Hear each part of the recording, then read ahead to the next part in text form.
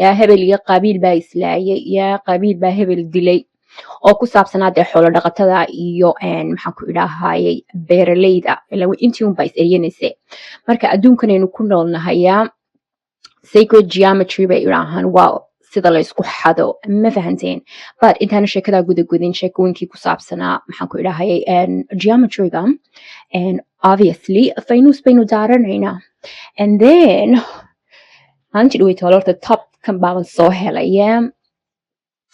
oo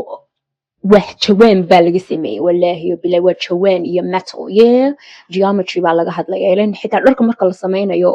waxaa la sameey shape-ka la eegayaa ma fahanteen marka wadiga arkaya wallaahi waa jawaan halkaas iga xiganayaaba but it's nice somehow anyways faynuuska bay noo daaraya ilaa waa mugdiye waxba lama arkaya iyo khumkhumtii anaan sheekada waynu sii wadaynaa ma fahanteen ma garateen